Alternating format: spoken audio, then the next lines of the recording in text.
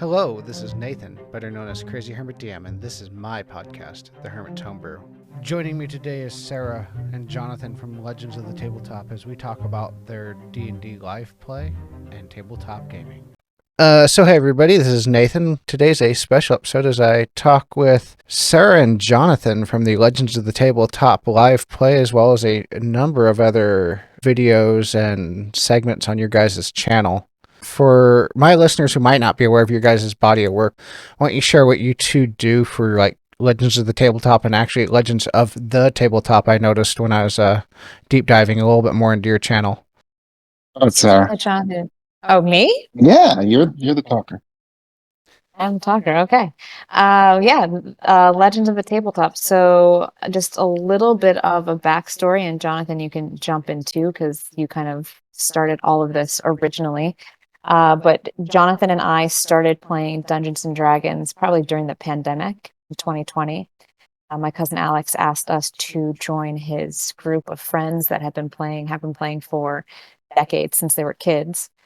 So Jonathan and I were super excited to take a moment from the pandemic and kind of escape all the craziness in the world and sit around a table and play make believe for a few hours. And we loved it. And Jonathan, I think after that, just went all in the world of RPG and started watching gaming online on YouTube, getting an idea of the background of the Dungeons and Dragons world, and we just kind of fell in love with it. And that's kind of where Jonathan started this idea to get a group of us friends, sit around at a table, roll some dice, and play some Dungeons and Dragons. And that's Alec, your DM, that's on the live cast. Yeah, so Alex is my cousin, and he was the one that DM'd the game for us probably in like 2020, Jonathan, I think 2020, 2021, somewhere around there. 2021, yeah. Yeah, and he currently DMs for us in this season's campaign. Oh, okay. That, and you also have Brandon and Zach and Veronica, who actually you play Ren Barclay or Barkley, depending upon if you're a basketball fan or not. And then she plays Willow as well. Yeah. So our channel is about D&D mainly, but if you go to our YouTube channel, you'll see a bunch of other games, and that is because we had to figure stuff out before we could get into like a real campaign. So what we did was we played any other tabletop kind of games or board games and card games just to get a feel of what the camaraderie would look like between 7 people all trying to collectively do something together. So we were able to pull in Veronica.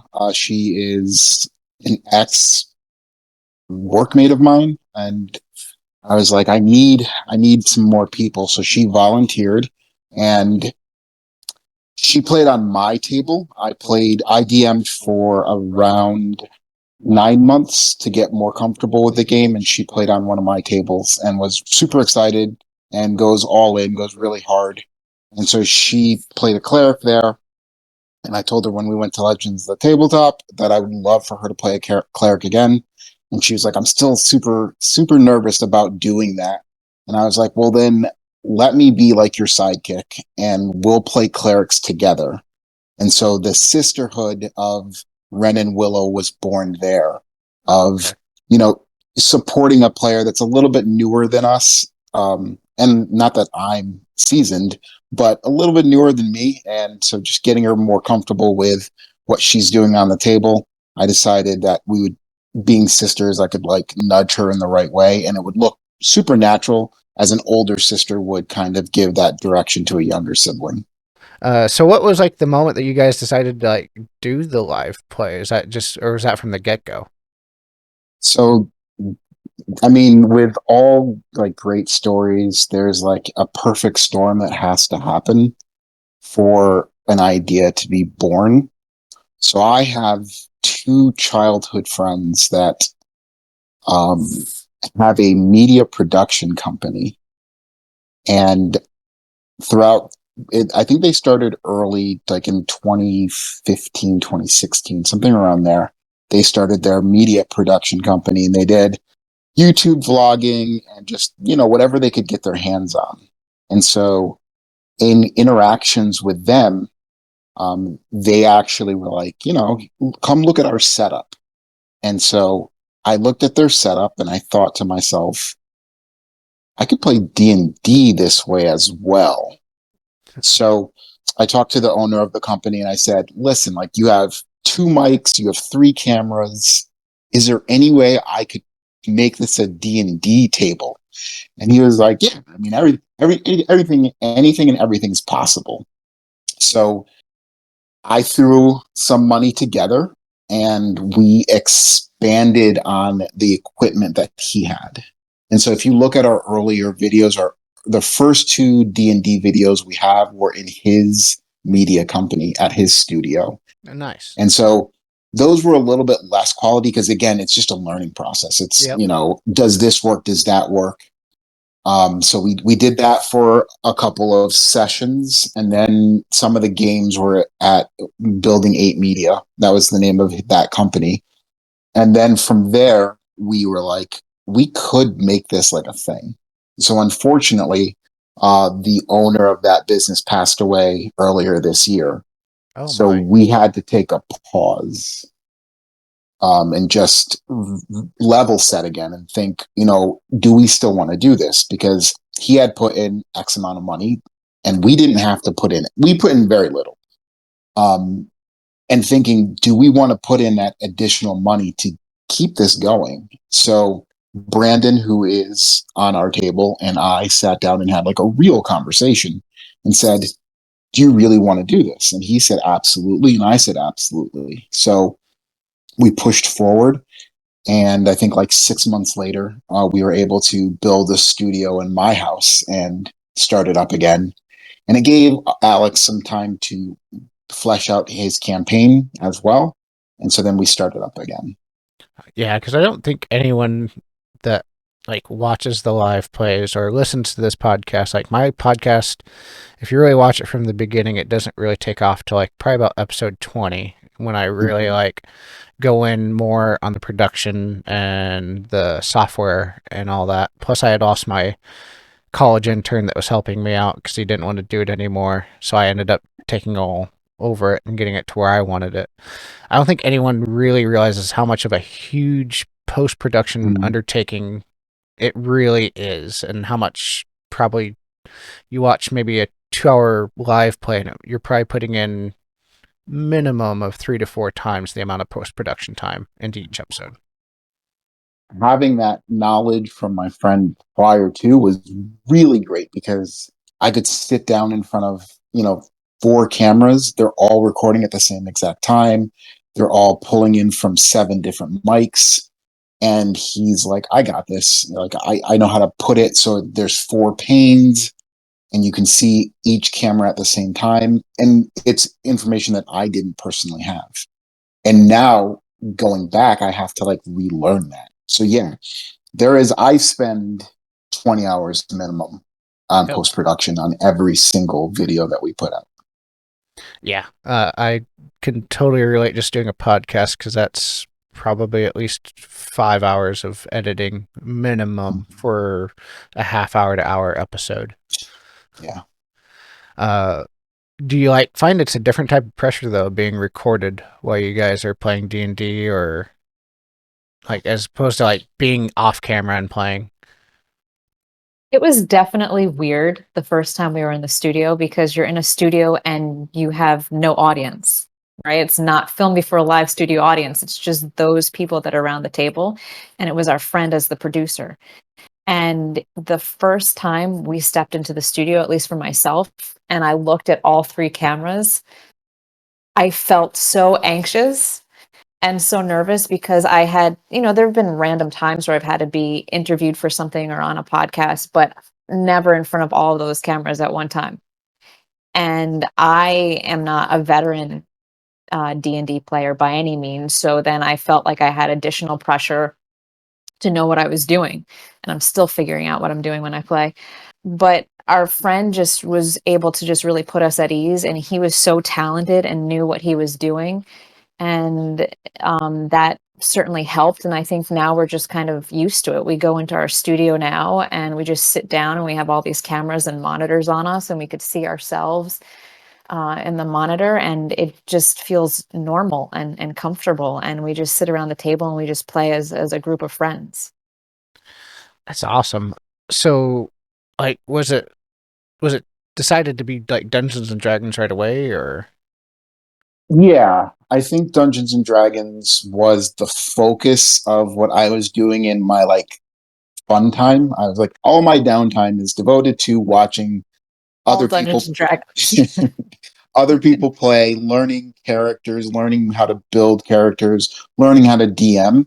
So when the idea of using Building 8 as a jumping off point for anything I wanted to do, I knew Dungeons and Dragons was where I wanted to focus my energy. So the other games were all just getting comfortable. But it was funny because you were saying, nerves. And if you look at campaign 1, episode 1, I am sweating for the first 2 hours, just profusely sweating because I was so nervous. And then at some point you forget the cameras are there. And then it is just a natural thing for you to do, just to sit down, and you actually sometimes have to remember that the camera's there so that you don't go off the rails. Because we go off the rails quite often, and you're like, well, pull it back, pull it back. We are doing this for other people, not just for ourselves.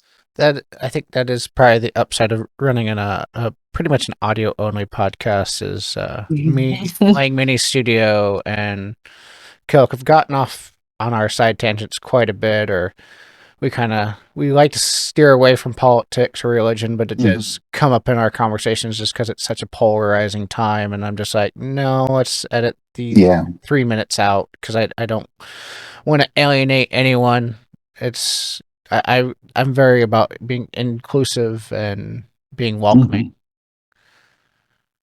That, and it should just be, the same rules as a child of you're going over to your family's house. Don't bring up things that would upset anyone.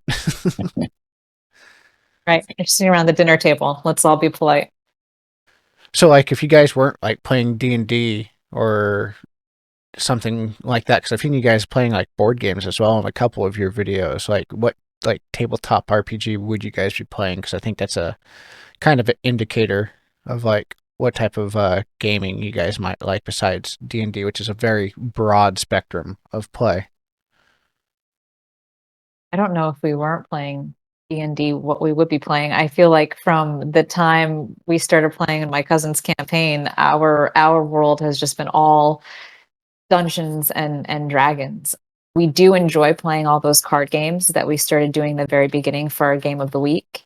There were a few companies that were extremely generous in sending us some games to play and test out and record. And I think in general, just any sort of game that we can sit around a table and play with our friends and just have that, share those inside jokes, that connectivity with each other, I think is always really enjoyed by both of us. Yeah, and Alex, our DM, actually plays a lot of just straight up wargaming. So there's no role playing in those. It's just your miniatures, and you have like objectives to complete. He actually has written 2 now of his own games. We played one of his games on Legends of the Tabletop. It was called Dead by Lead. And those are super, super fun to play. I think, removing role playing out of the game changes it so much. I enjoy the role play. The role play is fantastic. But, just wargaming and strategizing is also super, super fun. So, a lover of terrain, I would be wargaming as well. That's where D&D got its roots, was wargaming back in the late 60s and early 70s, and then they'd start naming their individual units and then the individual leaders to the units, and then Gygax and Arneson developed basically their own kind of Lord of the Rings version of what happens if there was a wizard on this battlefield, and that just like grew from there. Is there any, and then speaking about growing in unexpected ways, is since you guys started this, it would be a good segue of like, where has this gone in any unexpected way than what you were originally expecting it to? I mean, I think the biggest unexpected thing for us was no longer having, our friend and producer. Yeah. And that was a huge turn and plot twist that none of us had anticipated. And then having to pivot and build a studio in our house and literally just sit for the entire summer and just learn as much as Jonathan possibly could about post production, and me getting back into graphics and design and just trying to figure out what our next step was going to be without having this producer, and if we were going to continue. Going forward though, I know Jonathan has, you always have plans. We're always planning ahead. You have to. I know Jonathan has plans for future ideas and things for possible campaigns. I guess that's all I can say without giving away too much for Legends of the Tabletop. Any plans to keep on doing like the board gaming videos, or any short, like you guys do a couple of shorts, like the Golden Girls one that was pretty funny. Yeah, And yeah. So we do have plans. Yeah, we definitely have plans to continue doing Dungeons and Dragons and campaigns. But the game of the week that we had originally done, I think we're going to change that up a little bit because our focus now is primarily this campaign and playing Dungeons and Dragons. So we will start up doing some of those board games again. They'll be kind of seasoned in throughout or sprinkled in throughout the season, regular episodes of the campaign. And then we're trying to also do more of our own content. I mean, your Instagram account with all of your memes is an awesome way to connect with people in the TTRPG world. So we want to start doing some of that, and that Golden Girls little like intro commercial thing that we did. We want to do more of that as well for our Instagram and our YouTube accounts. yeah, I find that the memes are probably just the easiest way to push out some sort of content to keep traffic flowing, at least on a daily basis, because they're just like the shorts on TikTok or Instagram or any videos, just like a flash in the pan. I think on YouTube they last a little bit longer, honestly, judging from what I've seen with the analytics. But Yeah, and I think for us, like other games, we really have enjoyed playing Hero Quest, which is D&D without the role playing. It's just, dungeon delving and running in through and trying to not get your players killed. So there will be a lot more Hero Quest. We've gotten a lot of great feedback from Hero Quest. So that's definitely going to be a mainstay. And then there are other companies that we've been speaking to, and they've been giving us games to play for them. And so we do have to slot time to get those out there for people to be able to watch, because yes, D&D is the niche that we're trying to stay in, but it's nice to see other things. It's nice to play a card game every once in a while. It's nice to have not the pressure of life or death with a character that you have put 25 plus hours into creating, and just being able to relax and play a fun game. Yeah, card games are a lot of fun. I mean, you'll see, for anyone that watches our YouTube channel and you kind of go back to our first season and see all those games, you see how the dynamics are between all of us. And we've had a lot of people comment on how much they have appreciated watching this group of friends, and how you can see all of us interact with each other, and how much fun we have playing with each other, sitting around a table, just playing cards, just simple card games. Yeah. And Nate, I've listened to one of your podcasts, and you were saying getting the right people on the table is important. And I mean, I think that was one of the things that we were looking for, is having the right chemistry, not only for the audience, but for ourselves, because I've DM'd tables that you have that one player, and that one player, his main focus is just to derail everyone. And that's the joy they get out of it. And it's fine if you have the right people on that table that are all okay with that happening. But if you have the wrong people on that table, it's very frustrating. So I've always enjoyed listening to other people tell their stories of how they find like the right people for the right table. I know, well, the golden example would be Critical Role with their first campaign. They had that problem player within the first, 2 dozen episodes Yeah. that Mhm. unfortunately that person had to step away for the many, many reasons. Come to find out afterwards. But uh, it's different, especially when it comes to a live play and people are a lot more invested and they, you have an audience that actually knows the person. You guys have obviously been lucky not having to deal with like such things. But not to throw anyone underneath the bus, but like out of your group, who do you guys think out of the players would be the most X factor? Brandon is our X factor. He will be the guy that will push the buttons. And You would say it too if you were yeah, here. I love Brandon. I've played on tables where he is completely the lunatic, and then I just say, for like this one, I said, "Listen, I need you to play a character that cooperates with the group." And Ashton, I don't know if you watch, Ashton doesn't cooperate with the group, and he's not a fan of Ren, which is my character. So there is like tension on the table, but I think it's a worked in tension.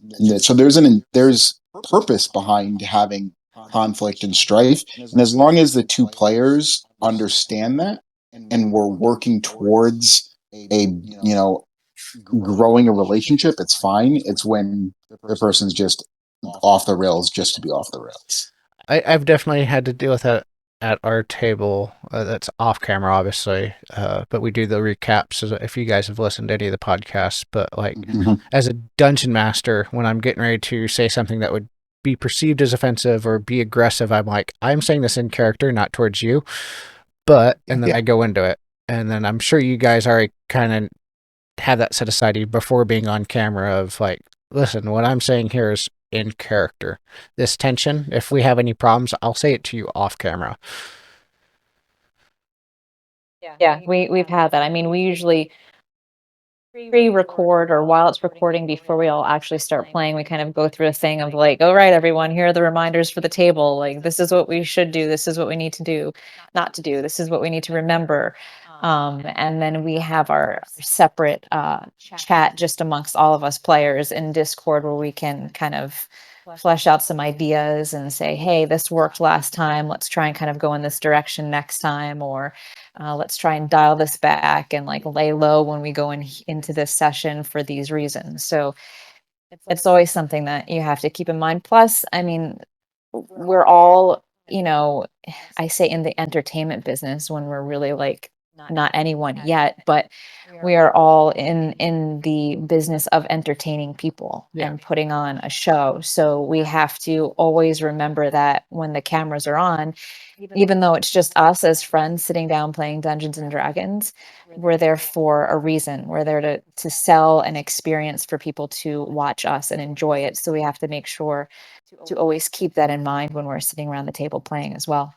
Honestly, for a lot of people, with with the way technology's gone the last probably even 10 years, if you go back to like the late '80s, early '90s, you guys are the equivalent of like a D&D community theater as opposed to a big production, or like my podcast is the one-off AM public radio or anything like that until it grows into something more, or the community Exactly. theater grows into something more. And that's sometimes what people have to keep in mind is like no one's trying to be Critical Role. They're trying to be their own thing, or they're not trying to be, a Joe Rogan or some sort of big podcast that's making tens of millions.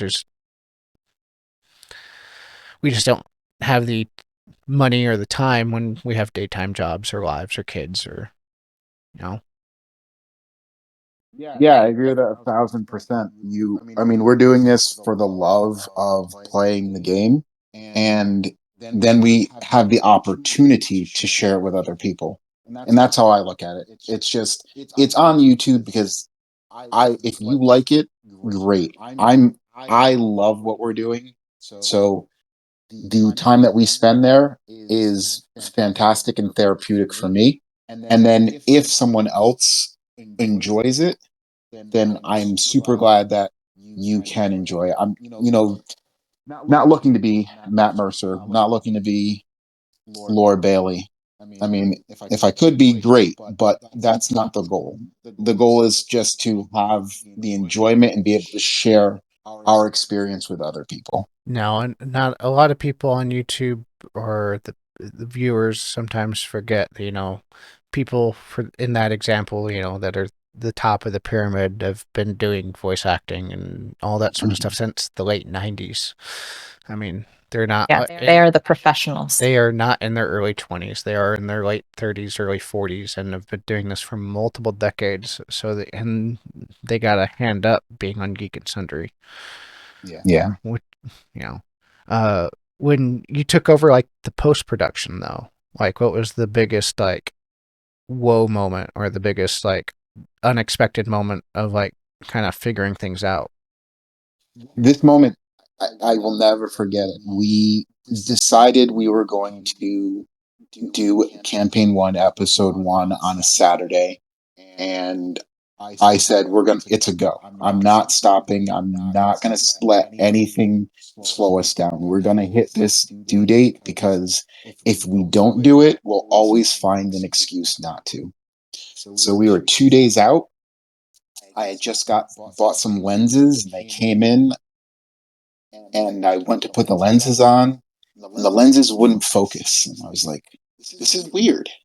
So I played around with the cameras for like 45 minutes. It's already like 5:30 in the afternoon and can't figure it out. So I go into panic mode because I like panicking first. I panic first, then think about things later. So I have Sarah come downstairs and I'm like, this doesn't work. We are in trouble because we have 36 hours before we're recording and these lenses don't work. And she's like, it's going to be okay. We'll figure it out. And I was like, no, it's not okay. I can't do this. So we actually called up an audio video company that's centered in New York City. We didn't even buy the lenses from them, but they're really, really great. B&H, and their rep was like, "Okay, we'll figure this out." And I think we were on the phone with them for at least an hour and a half. Oh yeah, I was chatting with this guy and he went beyond his work hours to finish up the chat with us. And we were able to figure out what was wrong with the lenses. This is Thursday, I think, Yeah, and we were recording on a Saturday morning. So we found out that we bought the wrong lenses. We needed powered lenses, and we didn't buy powered lenses. So we jumped on Amazon and bought powered lenses and overnighted them, and got them in the next day, and we were ready to roll, and everything worked out. So like that was probably like the biggest time my heart was just in my throat. But there have been plenty of other times when I'm freaking out because I can't figure something out. So we have software that we're using to do our post production. And again, I'm a novice at this stuff. So I called the company that we bought the software from and I said, hey, I can't figure this thing out. And they said to me, if you bought this software and don't know how to use it, then you shouldn't have bought this software. And I was like, are you kidding? Like, yeah, we do not do tech support. If it's broke, we'll fix it or replace it, but we don't walk you through how to use it. And I was like, oh my goodness. So I called one of the childhood friend that had the business with our partner that passed. Yeah. And he is a tech guy. And I said, listen, I don't know what I'm doing. And so he's like, okay, we'll figure this out. So again, 2 hours over the phone. He lives in Florida. We're in New York. So we, connected over the internet. He walked me through it. He didn't know what he was doing, but he figured it out. And we were able to get that one resolved as well. So I think that one was Friday afternoon of the Friday before our first recording session. So, in a span of 48 hours, I had 2 panic attacks. I mean, that's perfect. Those are all the things that if you had a producer, Mhm. the talent or the people that show up to sit around the table have no clue that it's happening or that it even occurred before they got to the studio that day. Like, I know for a fact our friend who passed away and who has a studio would be in his studio until 1 o'clock in the morning setting stuff up for us to record the next day, partially because he loved that work so much. That was his passion. And so he was excited about trying out new things, but also because every time before we go to record, regardless of how many sound checks Jonathan and I will do before everyone gets here, or test out lighting, or sit in front of the camera and say, okay, how does this look? How about when I move the light over here? Saturday morning or the day of recording, everyone shows up and there's always something that goes wrong that you don't anticipate. And before all of this, when we had a producer, usually we didn't have any idea. I mean, he might tell us about it, but we're like, okay, well, we're just going to sit down and play this game, and we have our snacks and our drink, and we're fine. And now this is what we what we deal with, and it's fine because we love it, what we do, and we're excited about it, and it's just comes with the territory of having this recording and pushing it out onto YouTube. But there are all these little things that Jonathan, as now our producer and fellow player on the table, most likely didn't realize how many hours go into just one production. So, like, you have Alex as the DM. Obviously, you handle the social media, Sarah, because I think you and me have talked the most over Instagram. Yep. Graphics and social media. Yeah. Yeah, and then Jonathan's handling the post production. Is the other three kind of handling anything else out of the group? I imagine everybody kind of has a role, if as a team. Yeah, I mean, so everyone does have roles off of camera. They're, a lot smaller, but still super important.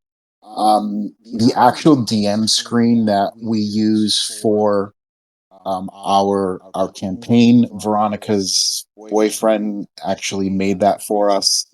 So anytime we need, like, carpentry done and stuff like that, she is more than helpful to have, her contacts help us out. And then Brandon, he is by trade an electrician. Oh wow! So when we had to wire up the studio, he came over and we ran wire throughout the entire basement so that we had dedicated power just to that room.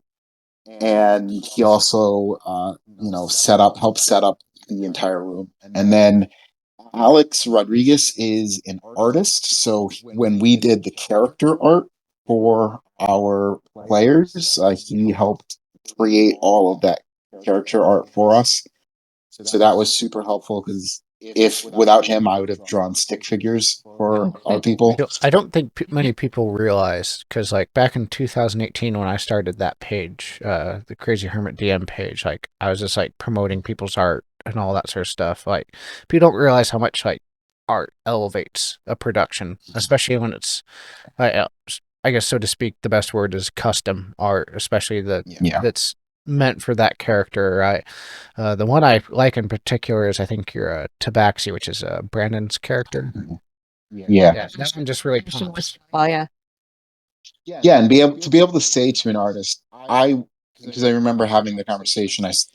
I shouldn't have, but I sit on almost every conversation anyone has with anyone. And Brandon's saying, I want to play a tabaxi. I want gray hair. I want orange eyes. I want, leather armor. I want this. I want that. And Alex just to go, okay. And like that saves so much time and money, because if I were to need to hire an artist to try to replicate what Alex has been able to create, it would bankrupt us. So having all of these different skills on our table is really helping us. I do know that artists can get expensive, especially because like the Blue Wizard outline of me came from another Instagrammer, and I paid them even at a discount. It was, because I'm very budget conscientious and then I did Brent's, and then eventually we're gonna get Chase's as well, but they're now kind of queued up with how much I've promoted them. Yeah. Yeah, all of that takes time, and like you said, Nathan, that how you, most people don't realize that when you are drawn to things to even purchase them, right? You're looking at a commercial or a promotional video or a preview for a movie or a TV show. There's a reason why you're inclined or drawn to it. And all of that takes place behind the scenes in a marketing department. And there is millions of dollars that are spent on making sure there are specific images for a certain purpose, or sound, music, design, certain colors are used. All of those things are so important. And a lot of people don't even realize it. You just sit down, you watch television, you watch a movie, you look through a magazine or look at stuff online, and you see these really amazing images, but you don't realize how much work goes on behind the scenes. Jonathan and I, just even today, this last week, we've been working on stuff that you'll see coming out, I think, with our next episode on YouTube, maybe. Yeah. Yep. But a lot of design and graphics, and I have a background in graphic design and illustration. So it's just the amount of time and hours we spend doing something that someone will probably watch for 2 minutes takes so many hours and so many tweaks. But it's all really important because hopefully it'll get people to maybe connect with us a little bit better, or be more interested in something that we have to do, or just get more enjoyment out of watching us. Yeah. And the obsession that it creates for you, in I think 2022, when I was really like focused on D&D, I bought 3D printers. I bought a PLA printer and a resin printer because I was like, I'm going to print my own terrain. I'm going to print my own minis. And I still do to today. So I think not Willow, Ren, Philomena, and Benrith were printed on my 3D printer. Nice. So it's so many little things that go unnoticed by the viewer, but is, really a lot of detail on our end. Sarah's a fantastic painter. I can't paint at all. So some of the terrain that we have, and not really, I paint by color. So not not as good as like the freehand and the just in the moment. They're like, this looks good. I'm like, all right, so this chest plate has to be this color gray. This is red. This is black. As long as it has numbers to I guide don't you think which all the colors. colors. What was that? Yeah, As long as it has the numbers to guide you of which colors to go. Yeah, exactly. absolutely. That is how Jonathan operates. This is perfect at that. Yeah. So like even terrain that you'll see coming up in some of our later stuff is painted by us and printed by us. So one of our lot members that's not on the table, just because he's in the back end, also has a 3D printer, and we have spent countless hours painting the stuff that he's printed for us. So we're excited. I mean, it's such a labor of love to just get in and lose yourself. You're a DM. And I think this is funny because I've watched a lot of, and I want to ask you, I know this is your interview, but I'm going to interview you as well. Plot twist. Plot twist. We're now interviewing you, Nathan. I've watched a lot of people say, don't over prepare, because you're going to create a tavern that your players will never step foot in. And I'm an over preparer. So I like the one I DM'd, I created an entire city that has every single building created. But it's because my love of doing it. So even if my players have never stepped foot in the alchemy shop, I know that person's there, and I spent time creating him, and I love him just because it was fun for me to figure it out. Do you do that, or are you minimalist? It depends. Well, it depends. With cities, the cities for sure. I definitely use a broad kind of framework. Shout out to the people that do the Dajon generator that you get an entire city with a generator, and then I use that and then just tweak the entire thing to how I want it and change the names because I usually never like the names. And then I just, because I'm such a pop culture nerd, like you say, I change individual people in the different shops to, and then I'll put in little brackets. It's like, it's this person from this show, act like this person. Yes.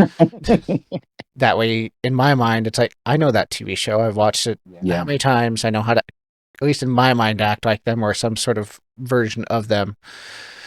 And then the great thing for like a newer dungeon master, and I've said it on the podcast before, is like if you're doing a voice or you're doing your own impression of that person, like if you're trying to do a bad Christopher Walken, then your players will know it's Christopher Walken, but it's their own version of Christopher Walken because it's the bad version of Christopher Walken, so therefore it's their Christopher Walken now.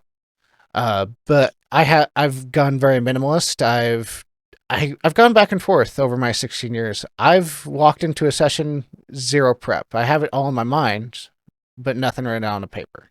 But I've also had 5 pages of prep as well. Usually I found as long as I keep it to simple bullet points, it will at least kind of, as long as I get them to point A to B to C to D to E, how they get there is up to them. Mm-hmm. But one way or another, they'll get to those dots. It might not be a straight line. It'll be a very curvy zigzag line, but how they shape those dots is up to them. That's part of the enjoyment of playing, right? Is how we get from point A to point B. Sometimes we completely throw the DM off and probably annoy him, but it's enjoyable for us sitting around the table. Well, and the reason why I think that it gets annoying is just because they're either ill prepared or they don't know what to do or they don't have the improvisation skills to kind of get them to that next point, and you're challenging them, and a lot of people don't like to be challenged. You put in that work, over so many times, you'll learn that improvisation, and that is, to me, the number one skill of a great DM out of anything is improvisation. Mm-hmm. Definitely. As you guys have kind of grow, you guys are still a budding live play, but as you guys have grown, have you guys had any feedback from the community?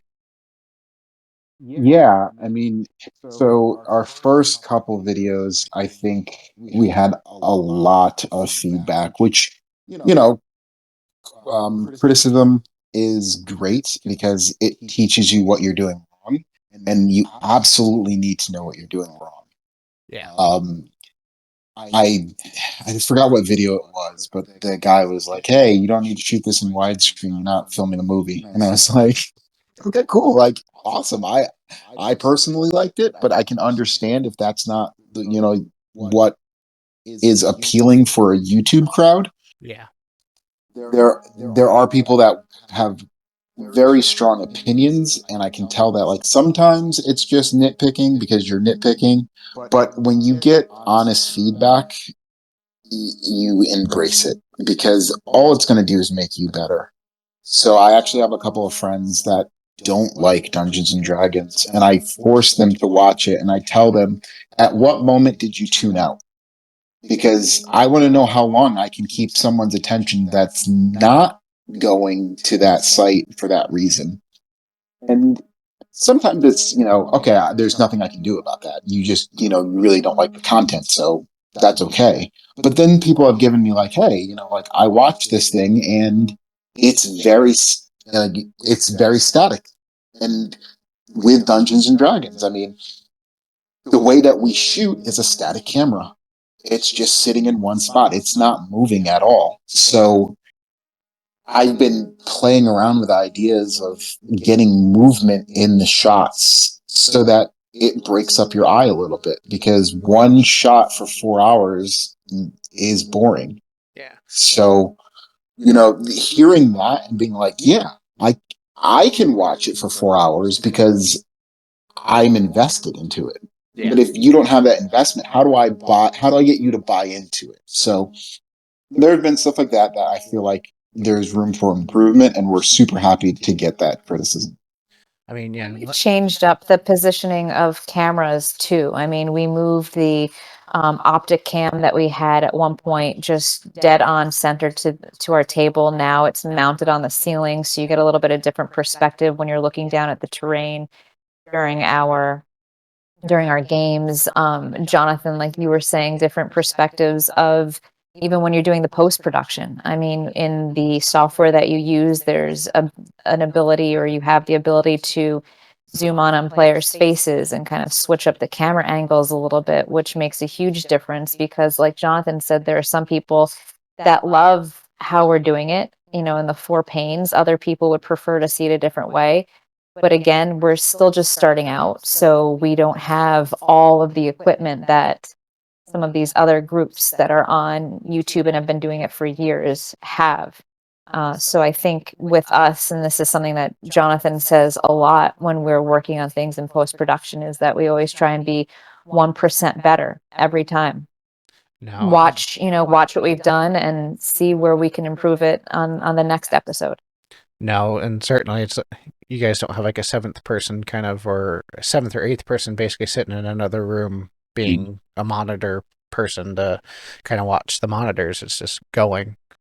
Yeah, we do not have a producer when we're live, so it is all post production work, which is difficult. But I mean, it's doable. It's just you have to be well prepared. So it's one of the big things that we try to do is be as prepared as possible going into an episode, and then on the other side, making enough adjustments through post production. And we've made adjustments in the studio as well. Like now we have a monitor that faces our table so that my cousin who's DMing can see, how long we've been recording for, so that each of us kind of have an idea of how the cameras are angled towards us in case we might drop a little bit out of the shot if we lean too far back or too far to the side. We can see the optic cam, and see how that's positioned on the table. And we've made little marks on the table so that we can know kind of where to put the terrain when it sits down. So the little tweaks have been extremely helpful since we don't have a producer to kind of, alert us to when any issues arise. The nice thing that I have noticed, especially over since like you guys started in the pandemic, it's with the tabletop gaming community. It's exponentially grown. Not many people realize that, besides maybe like the ones that are part of the community, like how supportive the TTRPG and D&D and board gaming community really is. There's like some people who would think of themselves like as aspiring actors, like we had mentioned, like Critical Role or Live Play DMs. But I think even I've ran into a couple people on Instagram that have agents for whatever reason and all that, which I don't understand, but you're pretty kind of quick to suss those type of people out that are, in my opinion, here for the wrong reason other than playing games and enjoying time with their friends. They're trying to find a career or whatever they're trying to achieve or become an actor. But the ones that like the heart of this community, you guys find that are the really supportive ones, or the ones that are unexpected of like, yeah, I got your back or whatever. If you ask them a question, like you guys have mentioned at least a dozen times throughout this like interview already, like you guys talk about, oh, asking so and so's friend or is a electrician or anything like this, just the unexpected support that you get throughout that. And then have you guys like received any of that basically from the online of like advice or some sort of support that just like in some unexpected way of like,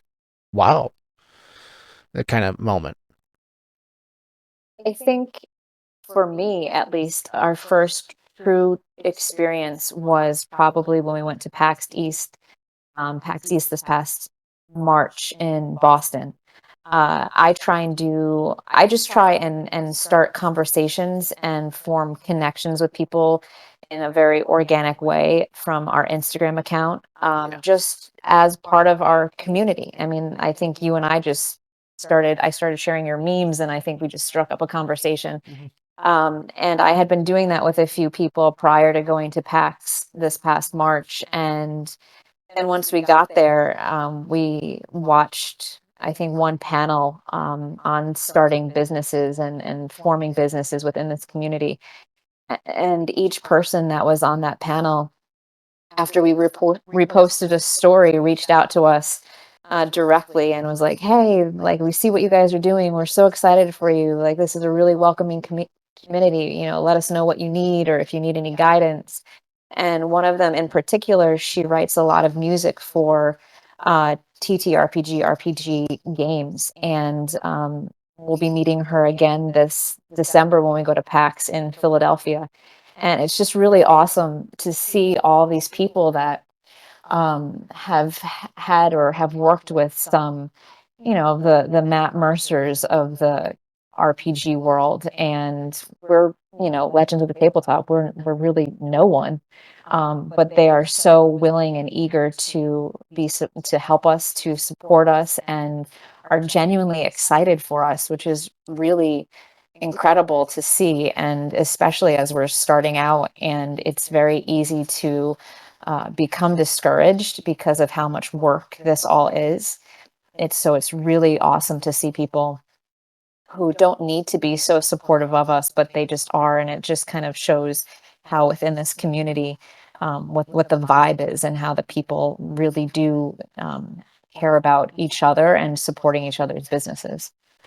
I know I did a panel at one of our local cons at NewtCon here in Omaha, and it was about game design, and I was giving at least the podcast perspective of it. And I said, the biggest moment that you'll realize if you're asking for any sort of support is usually the people that you ask for support or would suspect would give it to you usually don't. It's usually the unexpected people that you don't expect would ever step up, or why are they stepping up in your mind, are the ones that are go above and beyond.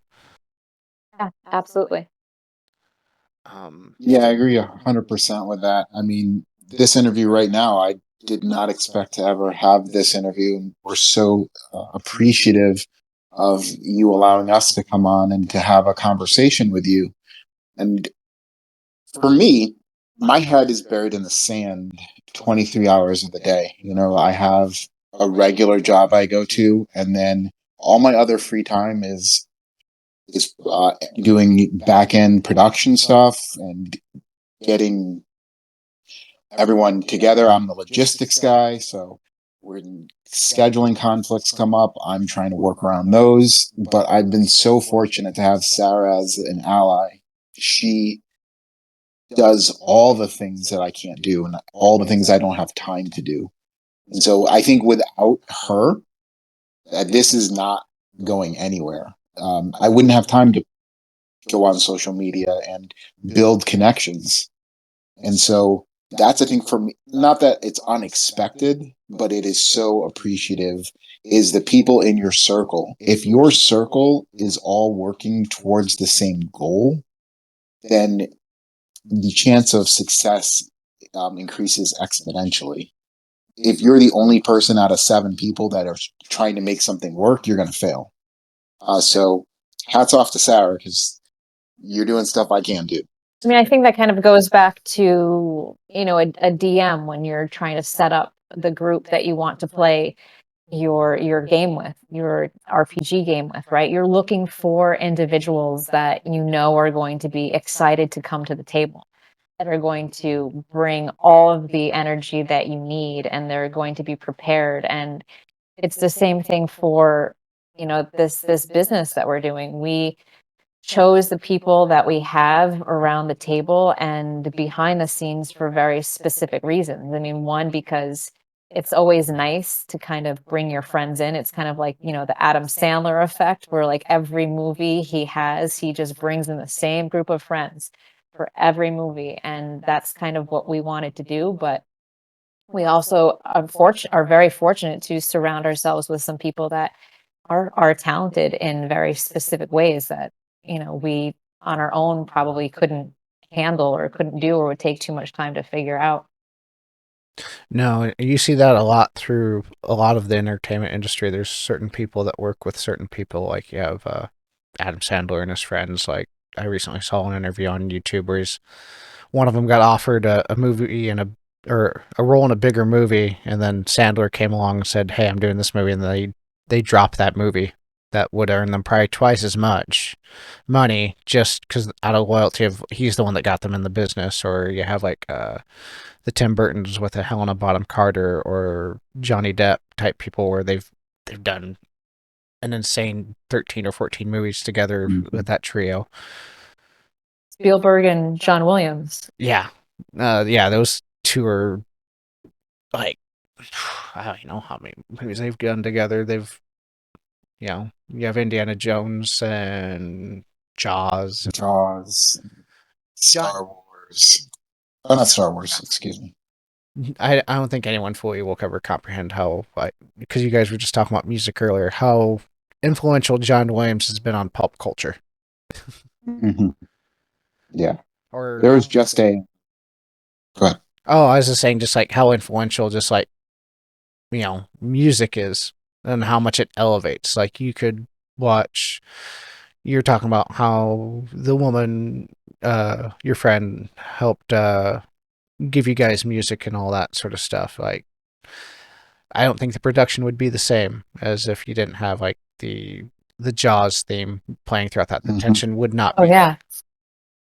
No, I mean, when Jonathan sat and when we first started doing this, and he was like, we have to put music. Like, when we sit in the studio, we don't have speakers, we don't have music. So it is just us talking, and that is it.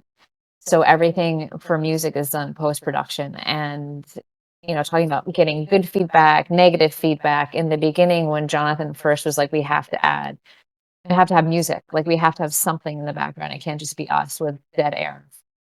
We had a lot of feedback. The music was too loud, it was too quiet.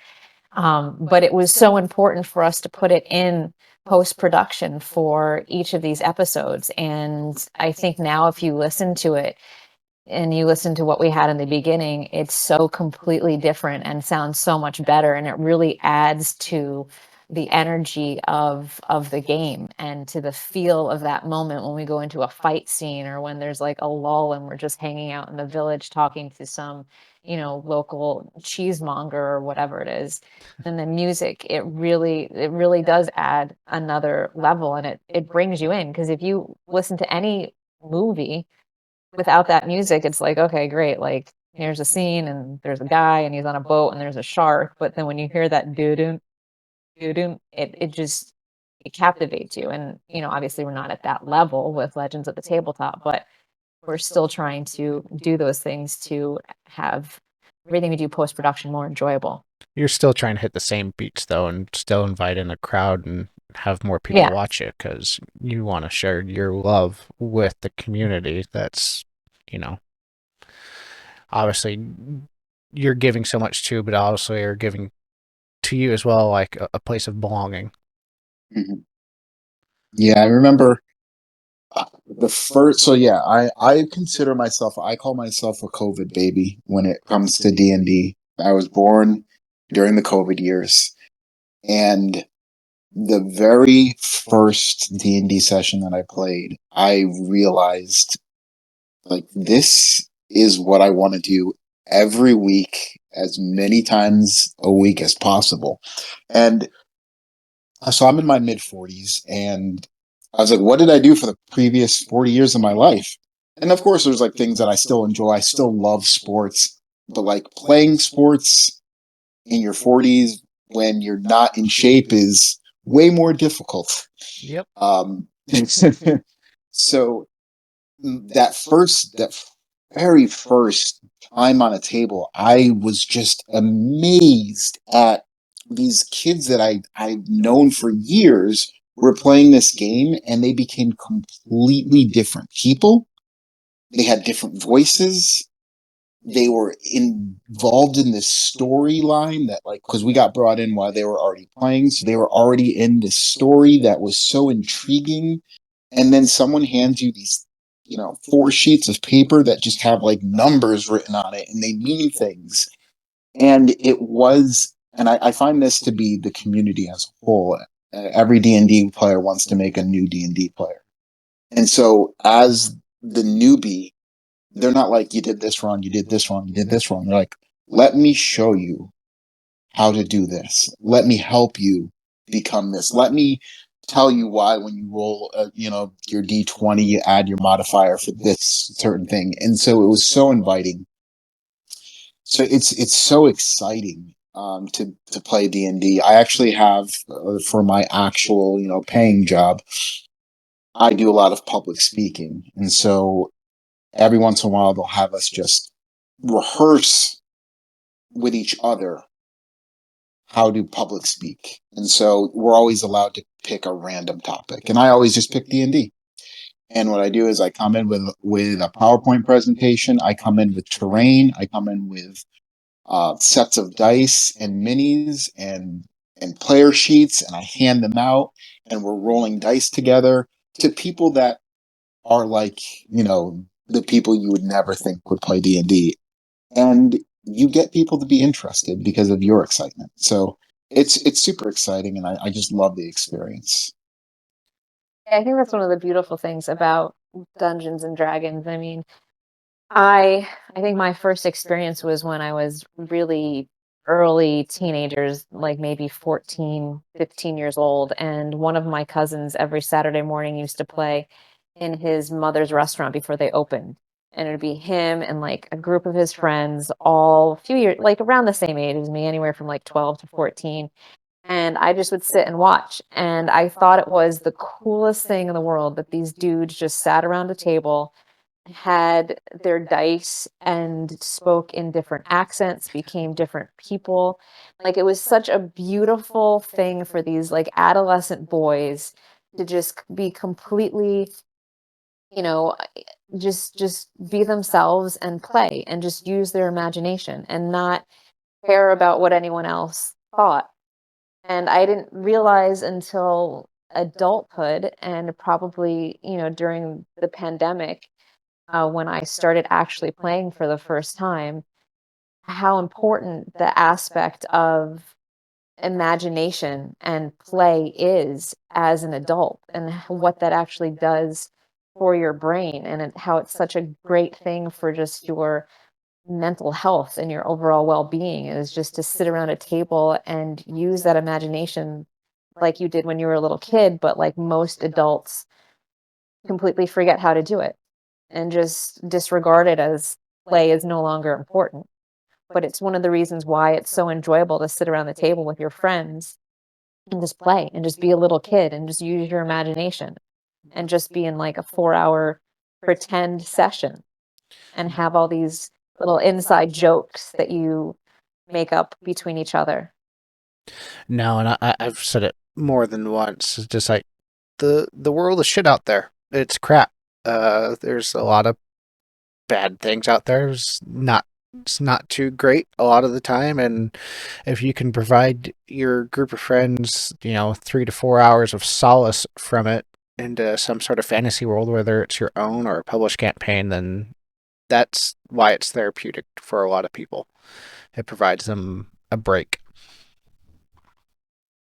I Absolutely. think I think everyone that sits around our table, when we were first putting everything together for Legends of the Tabletop and we all did our little bios and intros on ourselves, I think almost every person said one of the reasons why they appreciated it and enjoyed playing an RPG game, Dungeons and Dragons, is because they were able to escape.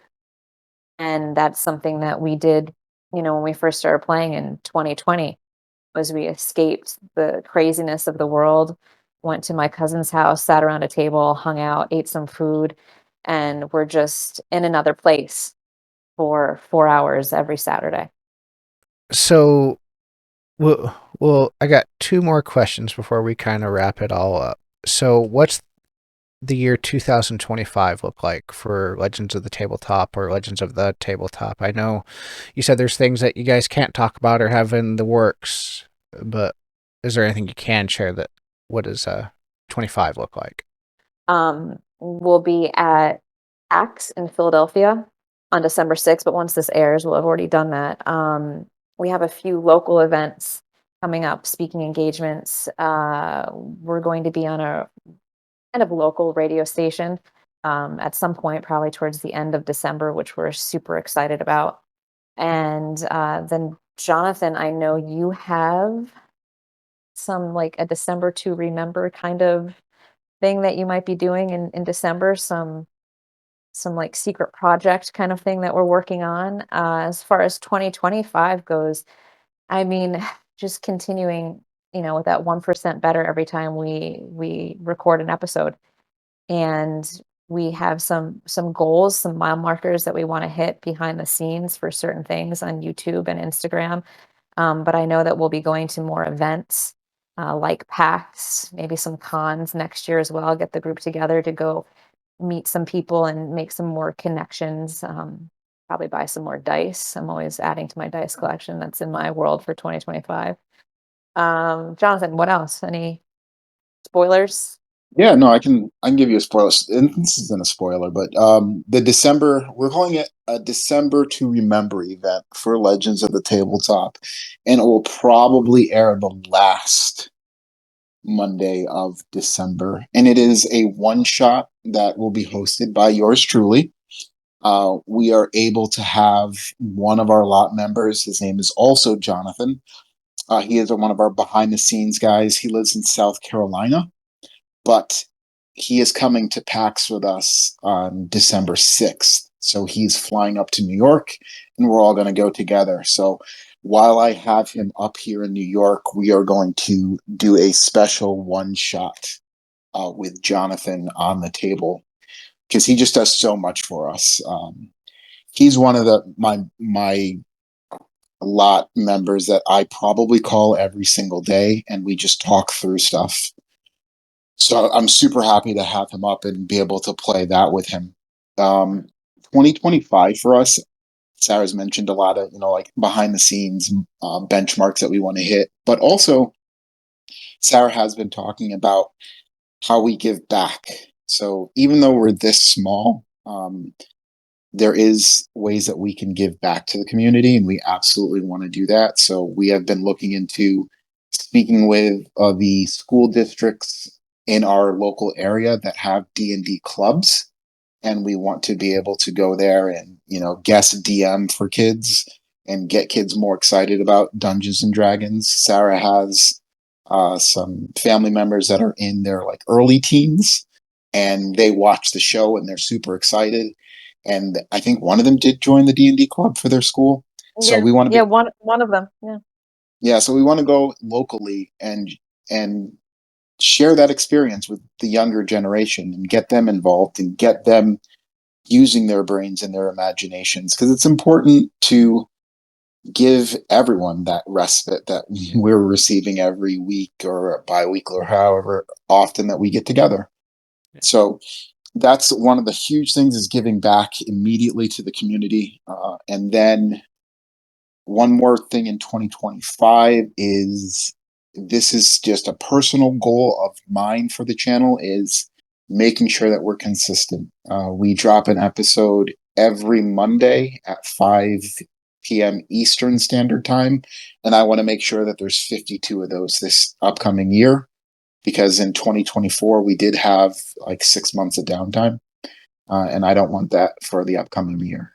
Well, I mean, if you're making comparisons, if you guys were the Beatles, you guys lost your Brian Epstein, which, I mean, they lost their manager and they got lost literally for about 6 months because they did not realize he handled everything. They just played the music and he did everything, and they had to refocus. And that's kind of the same situation you guys had to go through. Yeah. Yeah. We had to just take a long rest after that and figure out what we were going to do, what our next steps were. I got one kind of semi-hardball question to end it with for both of you. What do you think the future of TTRPG or D&D content creation will look like coming up? Because it is changing into a more digital frontier, it feels like, especially, and that's the way Wizards is aiming to go.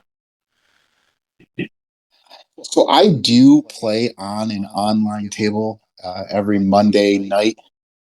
I enjoy it a lot because it is with friends that are all spread across the United States. So it wouldn't be possible to play with the group I have in person.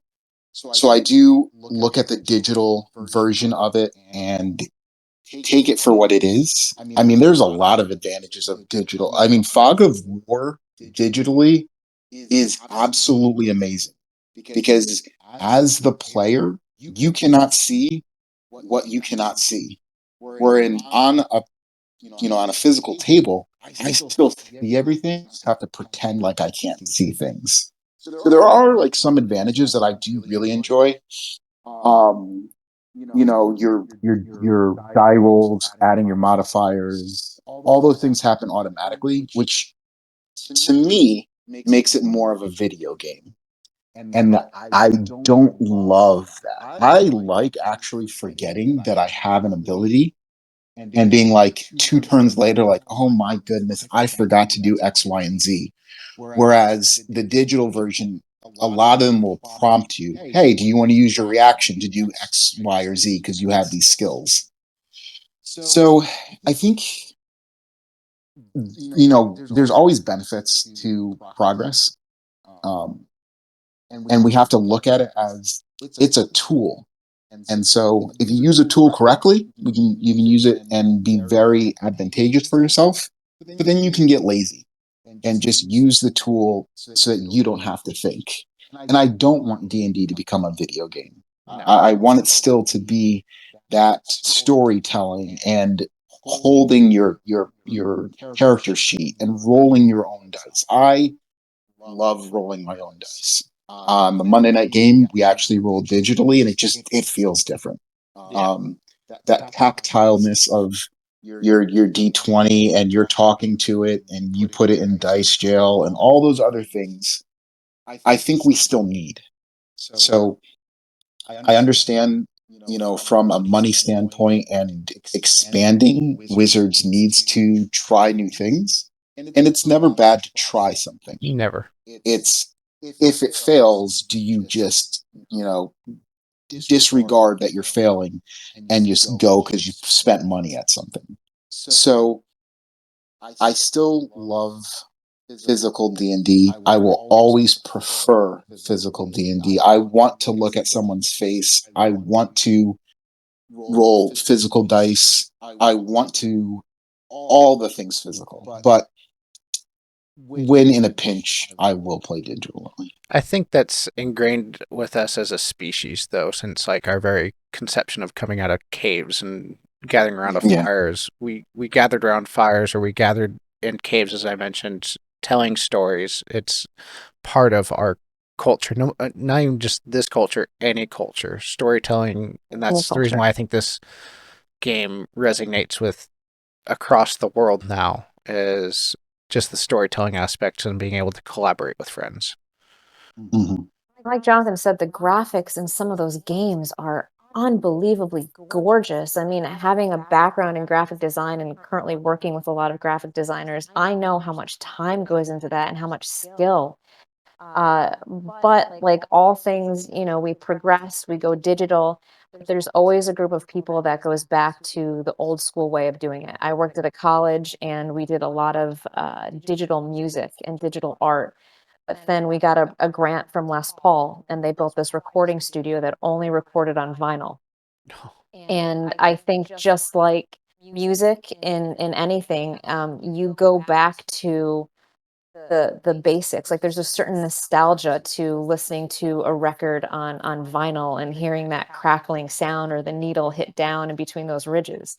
You can't replace that on something that's been digitized. I mean, the music can be equally as incredible and beautiful, and the artists can be just as talented. But I think for Dungeons and Dragons, I mean, they're in Time magazine as their 50th anniversary, and everyone that came before us that played the first versions of that game, they're not going to go digital. They might watch it and enjoy it, but people that are younger than us and even us, there's a time and place for it. But I think there's always going to be a niche or a group of people that want that experience to sit at a table and, like Jonathan said, have a physical pair of dice in your hands and use, that theater of the mind, your imagination, to see the village that you're in or the tavern that you're at, and change who you are as a character. I think that's something really unique and special about actually physically playing with people versus having it be in a digital, as a digital media almost. I want to know your thoughts on the digital world. As I've gotten older, I'm a little bit more hesitant with the digitals. The first time I've been excited to actually, because during COVID, I did play on Discord and digitally, and I think I've said it once or twice on the podcast, it just felt like a placebo effect to kind of get to the physical game. There's nothing that beats that high of being in person, getting that connection and that improvisation with somebody else, and just sitting with your friends and actually getting to talk with them for sure. Especially when life is busy and you may not get to talk to them otherwise, other than gaming. But the first time that I got excited towards the digital frontier and the way I can see it going is when people started talking about VR. And then actually having a virtual reality D&D game kind of has me like, okay, I'd be totally in for going through a dungeon in VR with my friends and actually seeing them as their characters instead of just as their characters in my mind.